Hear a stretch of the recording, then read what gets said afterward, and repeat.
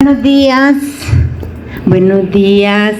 Despierten, por favor, despierten, porque si ponemos atención, si copiamos, ya hicimos como un 25%, de ahí se van a repasar y no hay problema. Este tema es bien bonito, a mí me encanta, ¿verdad? Entonces esta mañana vamos a ver,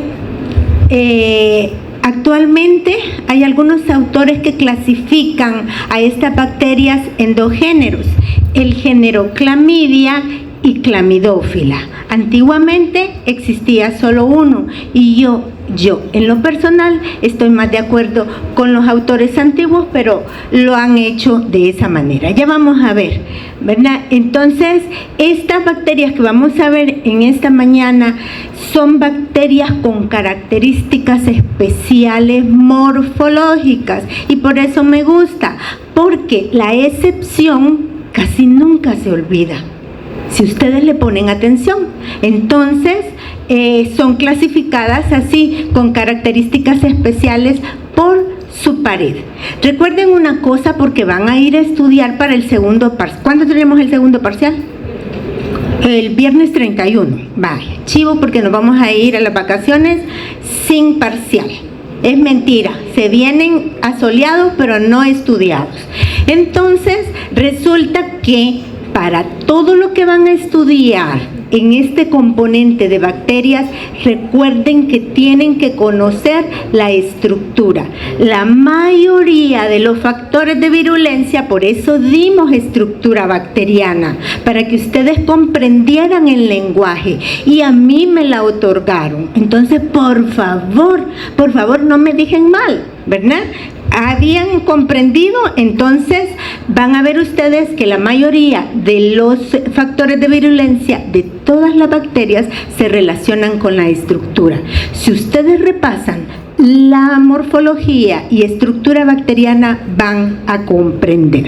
Entonces, decimos que dentro de los objetivos específicos, al final de esta clase, deben ustedes, y lo voy a seguir diciendo siempre, de conocer acerca de clamidia y clamidófila, describir sus características generales, describir de las clamidias. Aquí está latinizado, ¿verdad? Podemos utilizarlo cuando no nos preguntan el nombre científico. Describir las características morfológicas y microscópicas y estructurales, fisiológicas, es lo que les digo. No lo ponemos por fregar, sino que porque aquí se relaciona con el de los factores de virulencia. Explicar la clasificación basada en serotipos y serobares, mencionar las patologías asociadas a cada especie, serotipos y serobares, y describir las características epidemiológicas. Entonces vamos a ver en primer lugar la clasificación. Estas bacterias pertenecen a una familia que se conoce con el nombre de Clamidiaceae. Actualmente, les decía, la clasificación de esta familia es bastante controversial. ¿Por qué? Porque van a encontrar unos libros que únicamente describen el género Clamidia con las 3 especies de importancia médica: Trachomatis, Pneumonia y Psittaci. Y hay otros, como por ejemplo Murray, 8ª edición, que los diferencia. Resulta que los antiguos científicos, los expertos en el género Clamidia, dicen que ellos no están de acuerdo con separar a estos dos grandes grupos, ¿verdad? En los dos géneros que vemos ahí. ¿Por qué? Porque presentan una estructura genéticamente conservada y la tienen todos. Entonces ellos dicen, nos quedamos con clamidia. Pero para el caso de esta clase, la vamos a dividir en estos dos géneros. El género clamidia, que corresponde con la especie principalmente Trachomatis, no es la única, pero es la de mayor importancia médica.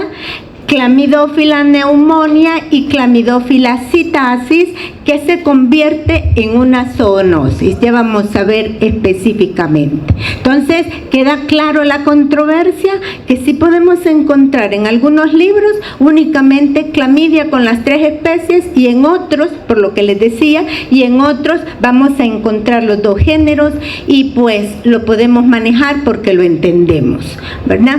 Ya se los expliqué. ¿Qué características presenta la familia Clamidaceae? Pues son bacterias, ¿verdad? Son bacterias, pero se denominan parásitos intracelulares obligados. Eso quiere decir que no pueden vivir fuera de las células. ¿Por qué? Porque necesitan la energía que en forma de ATP que les proporcionan las células del huésped. Entonces, de esa manera se convierten en parásitos intracelulares, pero en realidad son bacterias. Antiguamente eran considerados, antes de ser bien estudiados molecularmente, eran considerados como virus. ¿Por qué? Porque tienen un tamaño muy pequeño, y porque por ese tamaño muy pequeño atraviesan poros tan pequeños de diámetro hasta de 0.45 micrómetros. Entonces se creía por eso que eran virus, y además por la peculiaridad o la particularidad de ser intracelulares obligados. Pero se sabe hoy en día que son bacterias. Bacterias, ¿por qué? Porque presentan las siguientes características. En primer lugar, la morfología de estas, sobre todo a nivel de una estructura que se llama cuerpo elemental, presenta membrana interna y membrana externa semejante a las bacterias gram negativas. En primer lugar, eso, y está comprobado bioquímica y molecularmente. En segundo lugar, contienen ADN y ARN de tipo bacteriano. En tercer lugar, poseen ribosomas procariotas, 70S, ¿verdad? 30 y 70S, sintetizan sus propias proteínas, ácidos nucleicos y lípidos, y son sensibles a diversos antibióticos o antibacterianos. Entonces, esas 5 características que están comprobadas, entonces las ubican dentro de bacterias. ¿Qué otras características de la familia tenemos, de la familia Clamidaceae? Pues que el genoma es muy pequeño, es todavía más pequeño que el comparado con el género Mycoplasma. Mycoplasma, les dije yo cuando les expliqué la clase de estructura bacteriana, que también es una bacteria con características especiales. ¿Por qué? Porque no tiene pared, correcto, muy bien, excelente. No tiene pared.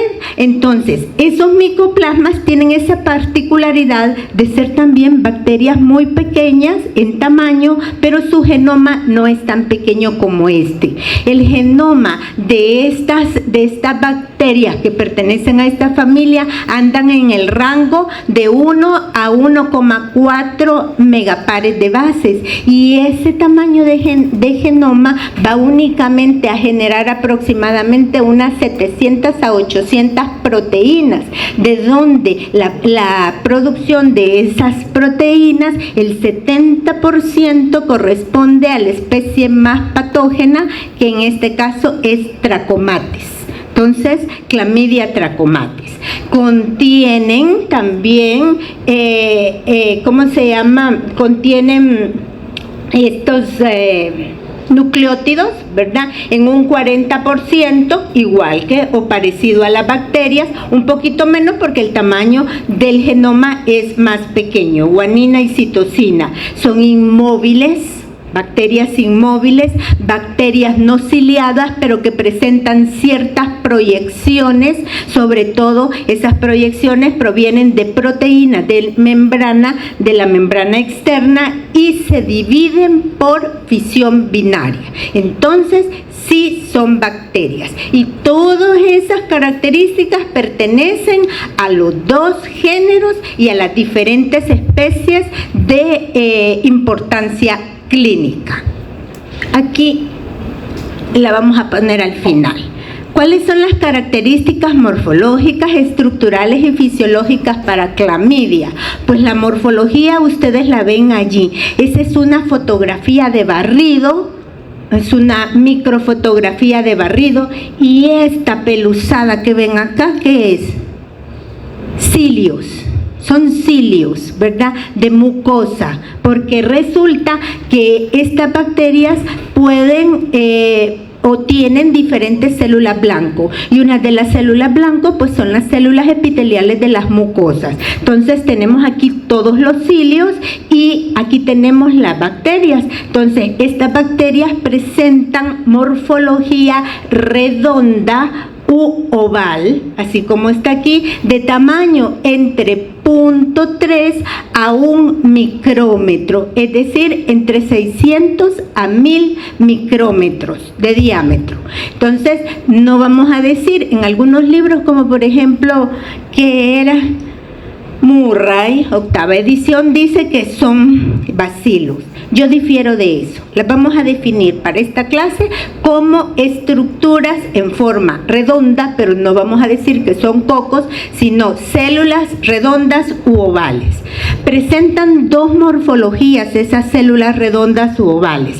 Tenemos la morfología que se conoce como cuerpo elemental, ¿verdad? Conocido o abreviado como CE, el cuerpo elemental, y el cuerpo reticular.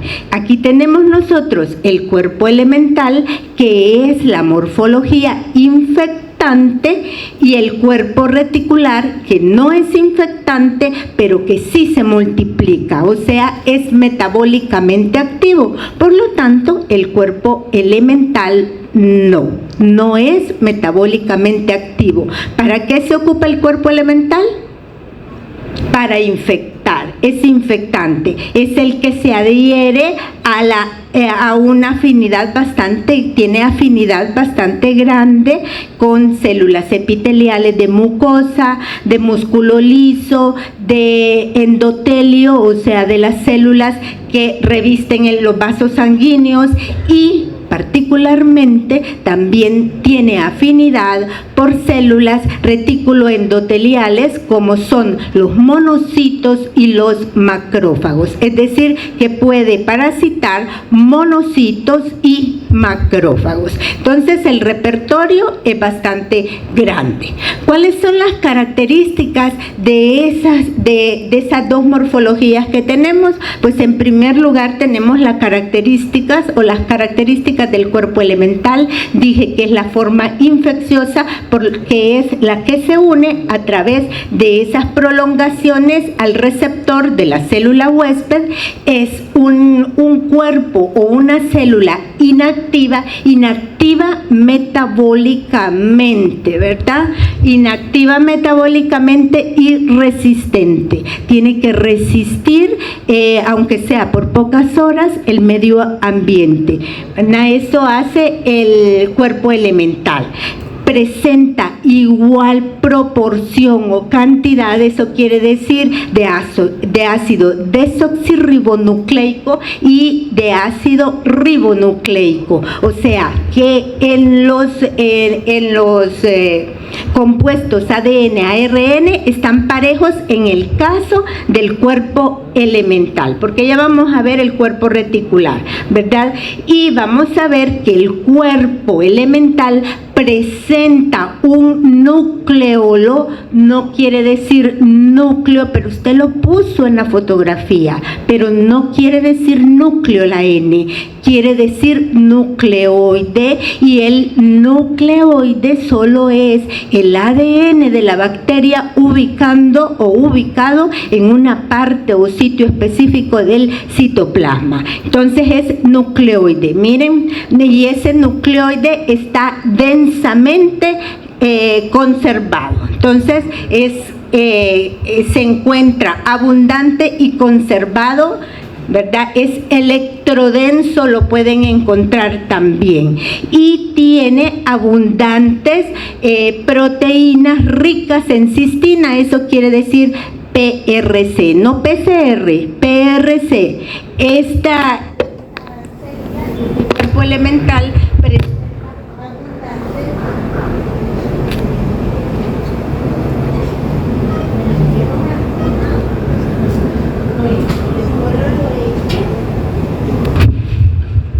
Entonces, veamos que el cuerpo elemental presenta proyecciones superficiales que son ricas en cistina, ¿verdad? Muy bien, veamos entonces, además de eso, el cuerpo elemental carece, al igual que el cuerpo reticular, carece de pared de péptidoglicano. Sí tiene pared, pero en esta pared no hay péptidoglicano, y por lo tanto, si no hay péptidoglicano, ¿lo vamos a colorear con GRAM? No, ¿verdad? ¿Por qué? ¿Por qué? Piensen, por favor, antes de contestarme. ¿Por qué no lo vamos a colorear con GRAM? No hay péptidoglicano, no lo coloreamos por GRAM. Entonces, ¿pero por qué razón? Porque los colorantes son afines al péptidoglicano, y si no existe péptidoglicano, entonces solo lo podemos ver con microscopio electrónico, como estas fotografías, ¿verdad? Acá, en donde es la misma de la anterior, en donde se demuestra el nucleoide electrodenso, en donde están mostrándose o demostrando las proyecciones de cistina, y esas proyecciones de cistina van a servir para que se unen a los receptores, y en esta, que es una fotografía microscópica modificada, ¿verdad?, para que ustedes puedan ver lo que es el nucleoide electrodenso y un poquito más de contraste, las proyecciones. Y esta, que es una coloración de Ginza, una coloración patológica. De esta manera sí podemos colorearlo, ¿verdad? Podemos contrastarlo, y en esta parte no es, los cuerpos elementales no son las estructuras moradas, sino que son estas estructuras más compactas, porque recuerden que son sumamente pequeños, ¿verdad? Y que tienen que inducir la endocitosis en la célula. Bueno, ese era el cuerpo elemental. Principalmente, ¿para qué servía el cuerpo elemental? Dijimos, para infectar. Exacto, para infectar. ¿Y cómo infecta? ¿Qué utiliza el cuerpo elemental para infectar? ¿Qué utiliza para infectar? ¿A dónde se tiene que unir el cuerpo elemental? Al receptor de la célula. ¿Y qué va a utilizar? Estas proyecciones. Esas proyecciones son proyecciones ricas en cistina. Bueno, entonces vamos a ver el cuerpo reticular. El cuerpo reticular es de mayor tamaño. ¿Por qué? ¿Por qué va a ser de mayor tamaño? En primer lugar, porque es metabólicamente activo. Y al decir que es metabólicamente activo, quiere decir que se va a reproducir. ¿Y por qué se va a reproducir? Pues por fisión binaria, porque yo dije que estas bacterias lo hacen igual que las otras bacterias. ¿Y a qué se va a reproducir el cuerpo reticular? Pues a cuerpo elemental. ¿Por qué? Porque el cuerpo elemental es la forma infecciosa. Entonces, ¿qué va a buscar la bacteria? El fin de la bacteria es infectar nuevas células. Entonces, vemos que es la forma replicativa de mayor tamaño al compararlo con el cuerpo elemental. No presenta nucleoide electrodenso, ¿verdad? No es infeccioso, no presenta las membranas tan definidas como en el caso del cuerpo elemental y por lo tanto es frágil, ¿verdad? Y es alargado la forma y presenta 4 veces más RNA comparado con el DNA de la misma forma o del mismo cuerpo reticular. O sea que está cuadriplicado. ¿Por qué? Porque es metabólicamente activo, porque hay fisión binaria, porque hay que dividirse y formar proteínas para formar ¿qué? ¿Qué va a surgir del cuerpo reticular? Cuerpo elemental, más cuerpo elemental. Entonces, por la constitución de su pared, no puede ser coloreada por Gram. ¿Por qué dije? Porque no tiene peptidoglicano y por eso es una bacteria con características especiales, tamaño, no tiene pared, estamos viéndolas poco a poco, ¿verdad? Y entonces, como no se colorea con Gram, pero sí se puede colorear con colorantes especiales como es las coloraciones de inmunofluorescencia, y aquí lo tenemos, vean ustedes esta coloración de inmunofluorescencia que utiliza el verde brillante, ¿verdad? Que es este. Entonces las estructuras del cuerpo reticular se observan de color verde brillante y en el interior pueden ver ustedes que existen como unas pequeñas motitas, unos pequeños círculos. Esos pequeños círculos son cuerpos elementales, ¿verdad? Aquí más de cerca una coloración, probablemente una coloración que ha sido modificada para que nosotros podamos observar lo que son el cuerpo reticular con los cuerpos elementales. Y esta es una coloración de ¿qué dije? De Giemsa, una coloración de Giemsa en donde pueden ver ustedes los núcleos, estos más grandes, esos núcleos más grandes que corresponden a las células probablemente epiteliales, ¿verdad?, del huésped, y esta parte que he circulado acá, que son los cuerpos reticulares que contienen en el interior a los cuerpos elementales. Entonces ya expliqué lo que es el ciclo de vida. ¿Cómo es la envoltura? ¿Cómo es la estructura de esas bacterias? Había dicho que tienen mucha semejanza con las bacterias que gram negativas, ¿verdad? Tienen mucha semejanza con las bacterias gram negativas, pero no son gram negativas. Pero usted dijo que se parecía. Dije semejanza, no es igual. ¿Ok? Entonces no son gram negativas. ¿Por qué tienen semejanza? Porque tienen 2 membranas, una membrana externa y una membrana interna, y esta membrana interna va a realizar lo mismo que cualquier membrana interna para las bacterias. La importante está aquí. A partir de esta membrana interna tenemos nosotros unidas allí a la membrana interna unas proteínas, las proteínas que unen penicilina. Las proteínas que unen penicilina no solo sirven para unir el antibiótico y hacer que éste penetre al interior de la bacteria, y eso creo que lo han visto allí en fármaco, y esas las portan las bacterias, ¿verdad? Se llaman PBP, proteínas de unión a la penicilina, sino que esa proteína también sirve para realizar un proceso en aquellas bacterias o en las bacterias que son gram positivas, que se llama un proceso de transpeptidación, o sea que el peptidoglicano que se forma en el citoplasma de las células es transportado hacia el espacio periplásmico y en el espacio periplásmico se va a ensamblar y se va a formar. De hecho, el peptidoglicano está en el espacio periplásmico, ¿verdad? Entonces, pero en este caso, en las clamidias, vamos a ver nosotros que sí existen las proteínas de unión a la penicilina, pero no participan en la transpeptidación porque no se produce peptidoglicano. Solamente sirven para unir a la penicilina e interiorizarla y que ésta haga su función. Sí existen.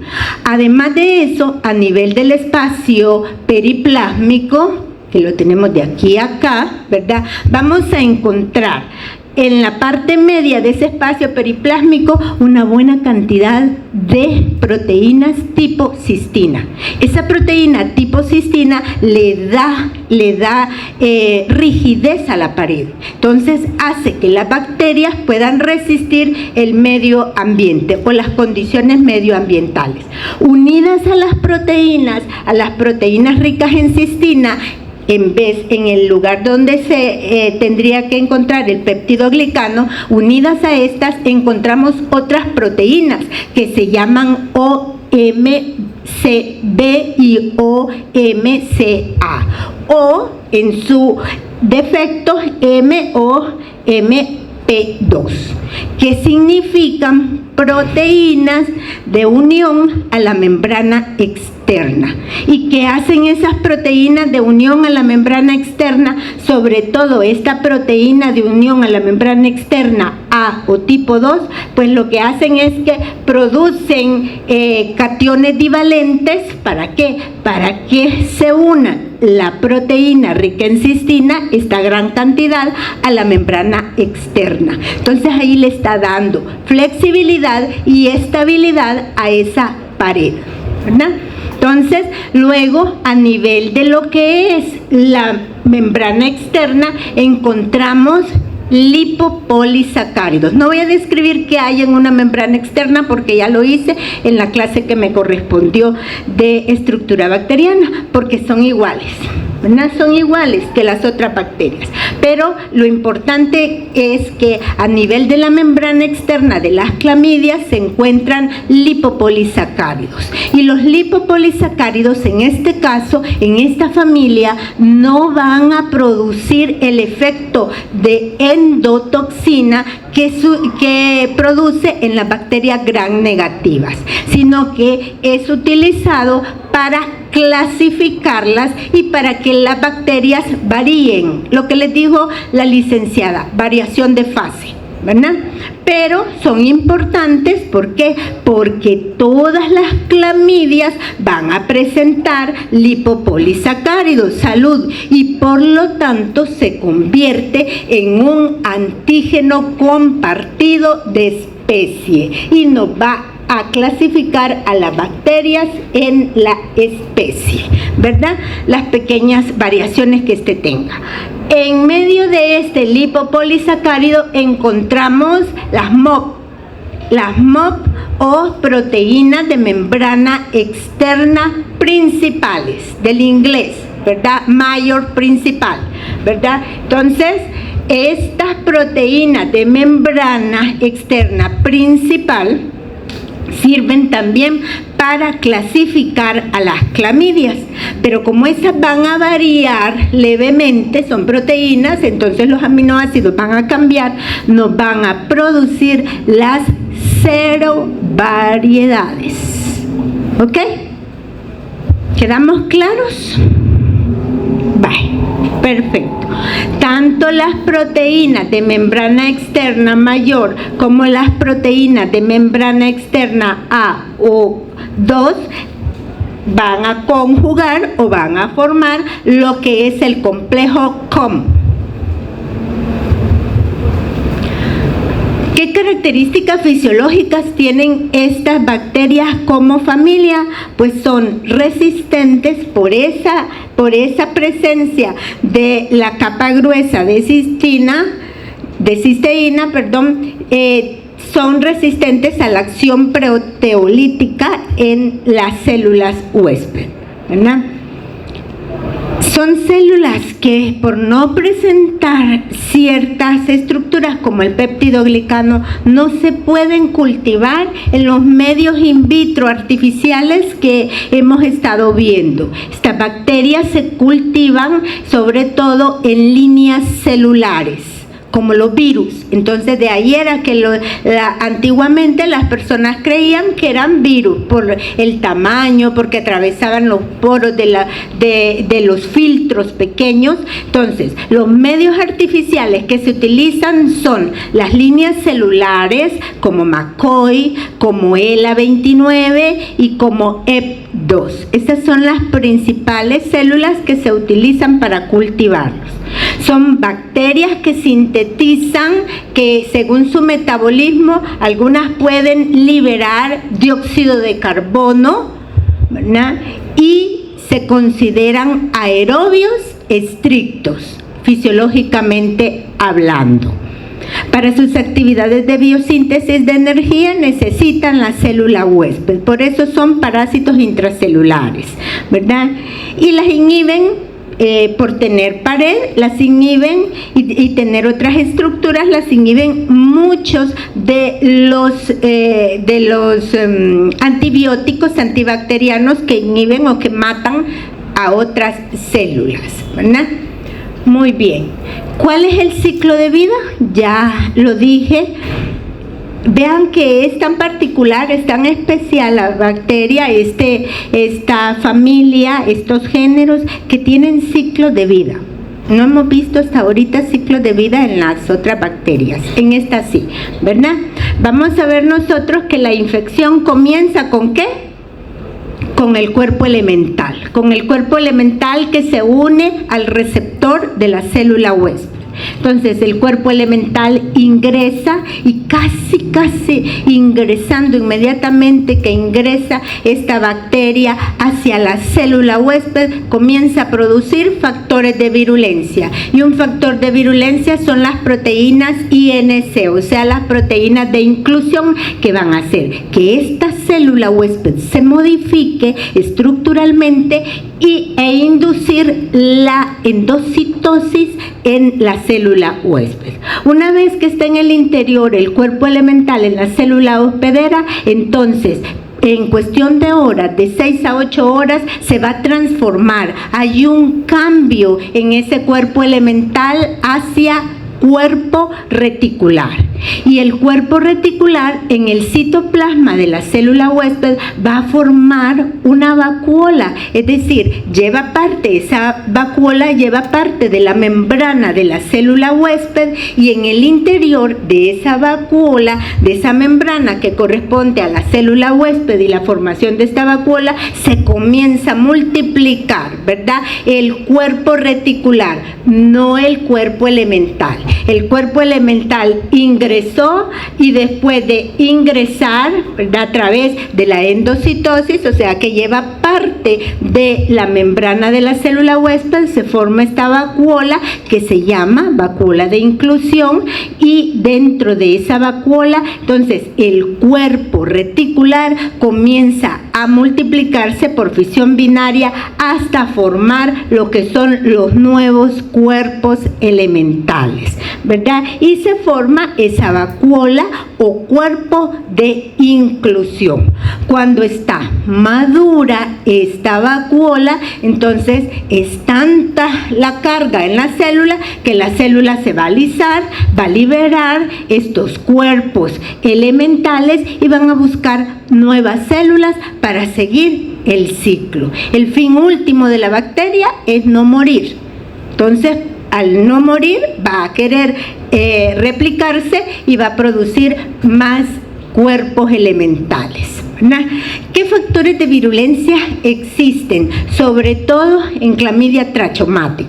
Aquí o Trachomatis, perdón. Trachomatis, no Trachomatis, que es la forma latinizada de leerla, ¿verdad? Aquí precisamente vamos a hablar sobre Chlamydia trachomatis. ¿Por qué? Porque es la especie más importante dentro de este género. Entonces vamos a ver que dentro de las Factores de virulencia están las proteínas de superficie. Ya lo mencioné anteriormente, la proteína principal de membrana externa y las proteínas secundarias que se encuentran también en la membrana. Son importantes ¿para qué? Para adherirse a la célula huésped. Participan también los lipopolisacáridos, se supone, en esa adherencia a la célula huésped, y estas, sobre todo, estas proteínas corresponden a los cuerpos elementales. Por eso es que he puesto allí una fusión de ambas, tanto del cuerpo elemental como del cuerpo reticular, porque una vez que ha ingresado el cuerpo elemental, entonces va a comenzar a producir, les dije, proteínas como las proteínas INC, como las proteínas TRAP. La proteína TRAP proviene del nombre de fosfoproteína de translocación reclutando actina.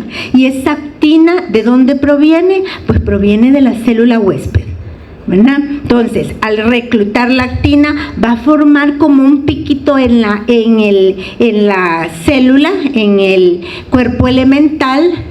De esta manera, esta estructura entonces induce que la actina de la célula huésped se fusione a ella y que pueda conducirla al interior también de la célula, además de formarse la vacuola de la célula. Además de eso, tenemos del acúmulo de actina. Entonces, este cuerpo elemental induce la fosforilación de las proteínas huésped. ¿Y para qué induce la fosforilación de las proteínas de la célula huésped? Para activar las vías de señalización, o sea, transducción de señales, y que se lleve esa señal hacia el núcleo de la célula huésped. Todo eso produce el cuerpo elemental, pero importante es que el cuerpo elemental, cuando recién ingresa, 5 minutos de haber ingresado, después se produce esta proteína TRAP, y la proteína TRAP se va a liberar hacia el citoplasma de esa célula huésped. Otra proteína importante es la proteína INC, o sea, la proteína de inclusión. Eso quiere decir, la proteína INC de inclusión, que están ancladas en la membrana de la vacuola. ¿De cuál vacuola? De la vacuola que se forma a partir, o sea, de estas, la proteína INC serían los triangulitos de color, ¿cómo se llama? Negrito, y vamos a ver nosotros que esa proteína INC de los cuerpos de inclusión lo que van a evitar es la fusión con los lisosomas, ¿verdad? Entonces eso es importante, evita la fusión con los lisosomas, la proteína INC.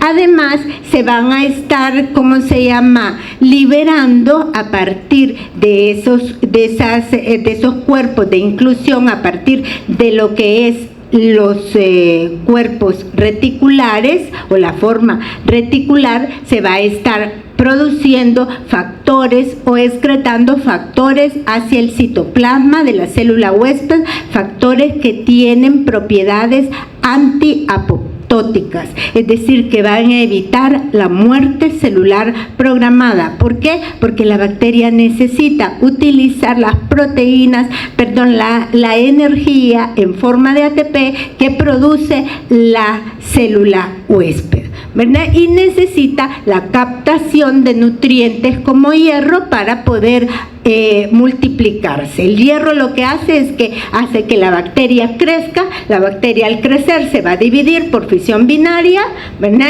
Y va a producir más cuerpos elementales como se producen acá.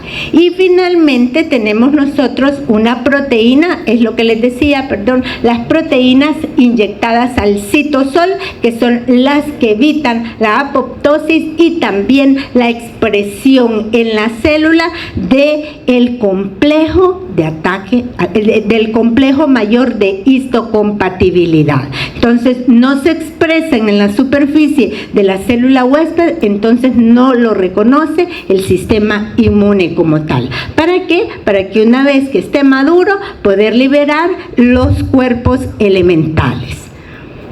Muy bien. Veamos la clasificación. La clasificación de esta bacteria, dijimos, o de estas bacterias dentro de la familia, pues se utiliza el lipopolisacárido como antígeno compartido, ¿verdad?, para la especie, compartido por el grupo que da la clasificación de género.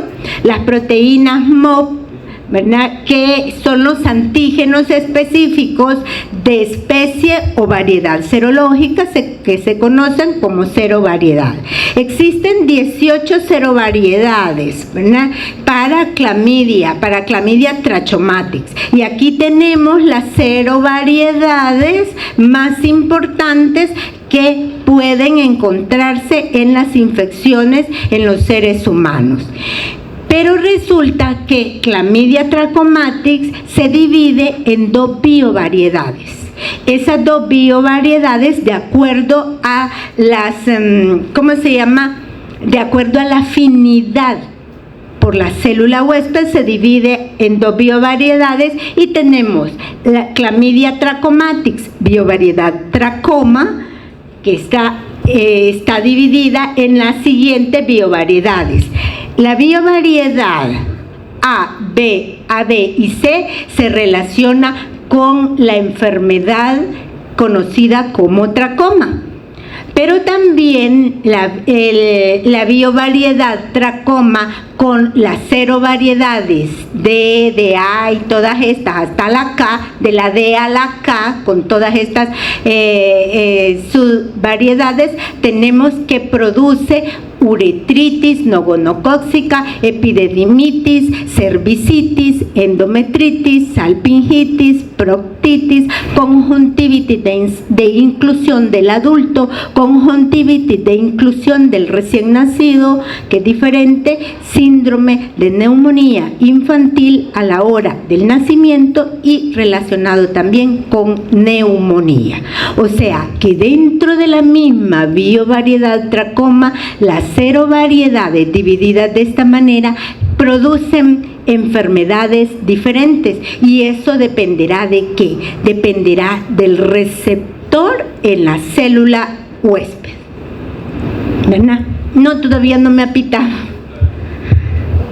La otra biovariedad de Clamidia trachomatis se llama linfogranuloma venéreo. El nombre lo dice, se va a relacionar sobre todo con enfermedad de transmisión sexual, y esta todavía es más fácil recordarla. ¿Por qué? Porque la biovariedad linfogranuloma venéreo de Clamidia trachomatis solo son 4 y están relacionadas las serovariedades o serotipos con la letra L del linfogranuloma venéreo, ¿verdad? L1, 2, 3 y la L2 que se divide en A. Y se relaciona con lo que les dije, únicamente linfogranuloma venéreo.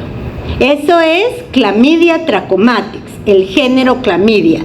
Ahora bien, el género Clamidófila, que tenemos 2 especies de importancia médica, Clamidófila pneumonia. Este Clamidófila pneumonia al principio estaba ubicado con Clamidia trachomatis porque tiene mucha homología, ¿verdad?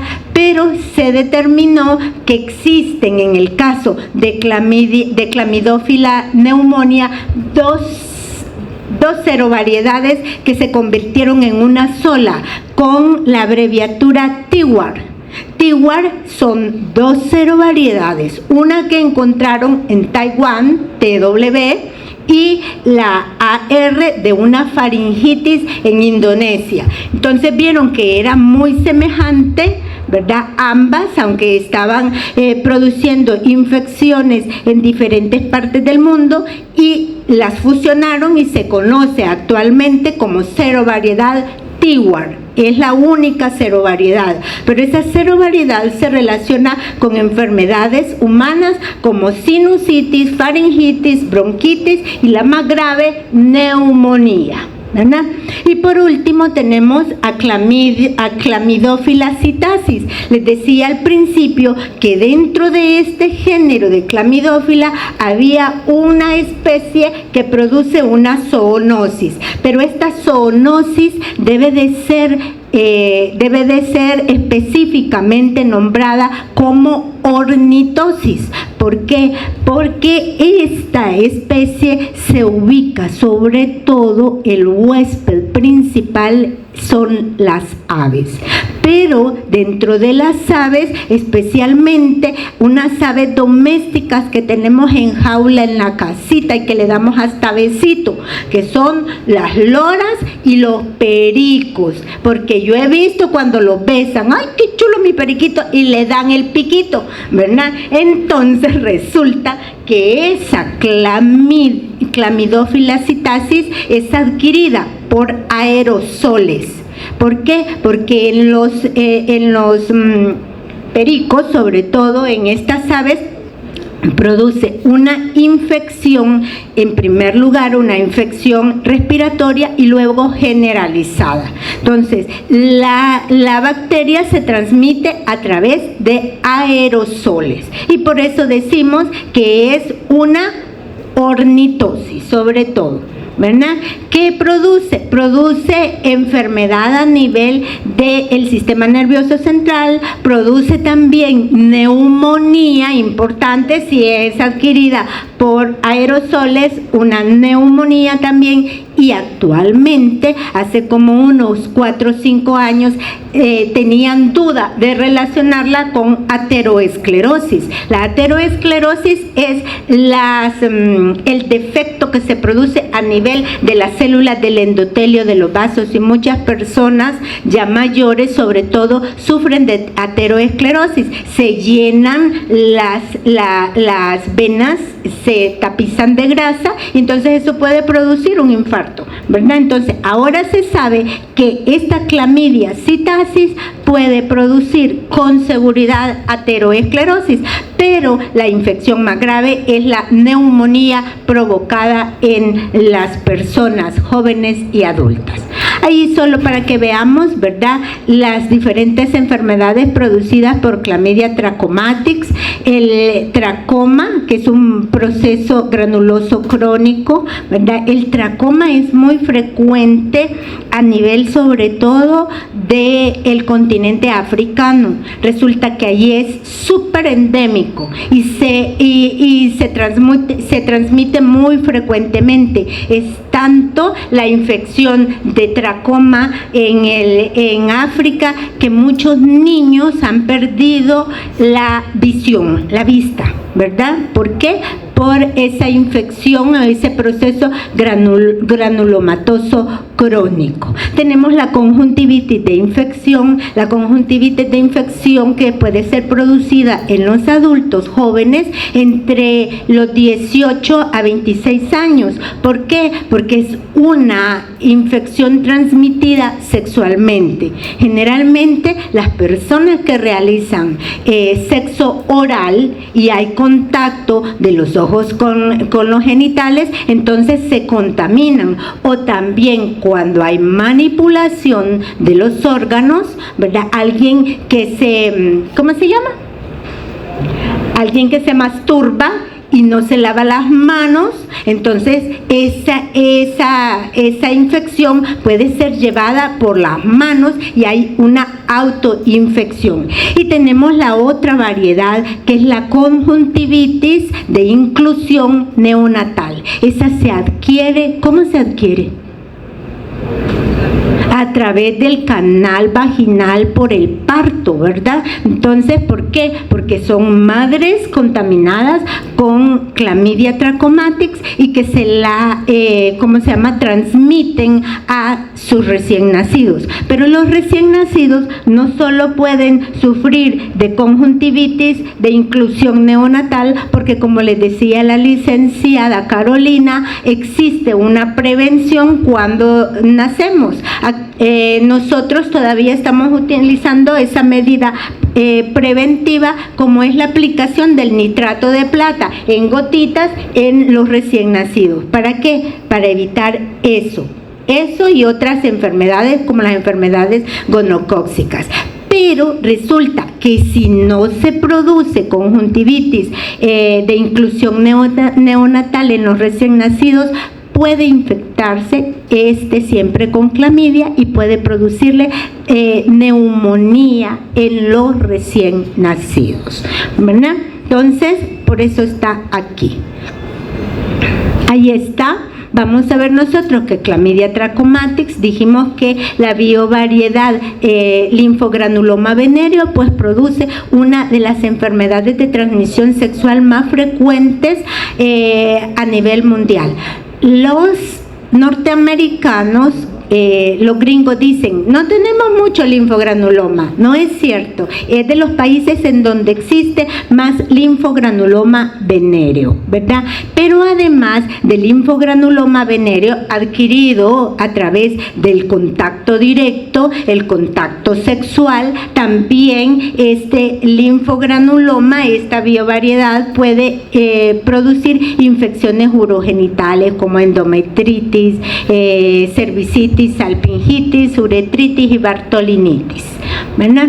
Bueno, eso ya lo mencioné. Les mencioné sobre todo que las enfermedades de transmisión sexual, las serovariedades o serogrupos más importantes, los serotipos son el D y el K. En el caso de clamidia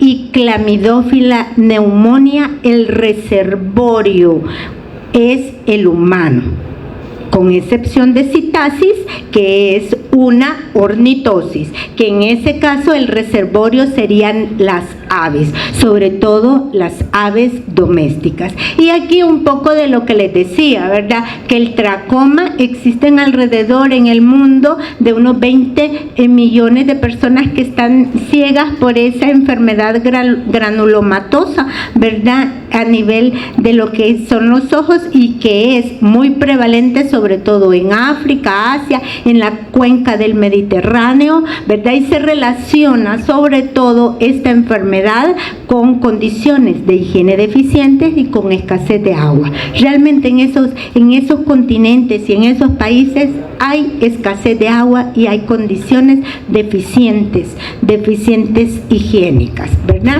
Entonces, la diseminación de se puede dar por el contacto de secreciones, de fomites. Incluso en África se ha relacionado con la transmisión a través de moscas. ¿Por qué? Porque las moscas se sitúan en los ojos purulentos de los niños y luego van a situarse en niños que no están infectados, y de esa manera los infectan, ¿verdad? Ya lo mencioné eso, ¿verdad? Vías de transmisión en el caso de inclusión del adulto, pues autoinoculación, contacto oral genital, y en los recién nacidos ya también lo mencioné. En el caso del linfogranuloma venéreo, los serotipos más relacionados son el 1, 2 y 3, ¿verdad? Fácil. 1, 2 y 3. ¿Sí lo puedo preguntar? Sí, es importante que manejen la parte epidemiológica. En lo que les decía, el norte de América dice no es tan frecuente la enfermedad, pero sí lo es. Allá es frecuente, es más prevalente supuestamente en los continentes de Asia, África y el sur de América, ¿verdad? Y algo muy particular es que el linfogranuloma venéreo es más frecuente en los hombres que en las mujeres. Muy bien, aquí solo para mencionarles lo que les decía de Chlamydia citasis, ¿verdad? Que se transmite sobre todo a nivel de aerosoles, y la enfermedad que produce se llama citacosis. La citacosis o enfermedad del loro, así fue inicialmente conocida porque fue descubierta en los loros. O sea que si yo lo preguntase, ¿verdad? ¿Qué enfermedad es producida por clamidófila citasis? Pues la citacosis o la enfermedad del loro. Y en el humano, ¿cuál sería la enfermedad? ¿Cómo se llamaría? la neumonía, ¿verdad? Produce neumonía. Y tenemos Clamidófila pneumonia, en este caso, ¿verdad? Clamidófila pneumonia, la serovariedad Tewart, es transmisión por contacto directo, y la principal infección también es la neumonía, por eso dice la infección respiratoria, sobre todo del tracto respiratorio inferior. Huésped natural para Clamidia trachomatix o trachomatix, ser humano; para Clamidia citasis, las aves, ¿verdad? Y para Clamidófila citasis es las aves, y Clamidófila pneumonia, el ser humano. ¿Preguntas, jóvenes? Bueno. Espérenme. Ese o el que les dije que les iba a poner, ese no se los puse. Cópienlo. Todavía me sobró porque no sonó la alarma. Sí, no me dijeron ahora. Este no les puse, espérenme. Este lo tienen, este cuadro lo tomé, me gustó mucho. No importa. Aquí, ya llegué. Este cuadro es de Jawes, 27ª edición, ¿verdad? Hay diferencias entre clamidia, es lo que les digo, ¿verdad? Para Jawes no existen dos géneros, solo una, pero ya lo expliqué por qué. Hay diferencias con Clamidia trachomatix, Clamidia pneumonia y citasis. Entonces allí no hay un error, sino que ellos lo toman así. Y es que están las diferencias para que ustedes no copian, solo le hacen así. Pero lo encuentran en Jawes 27ª edición. Muchas gracias por la atención prestada y nos vemos próximamente.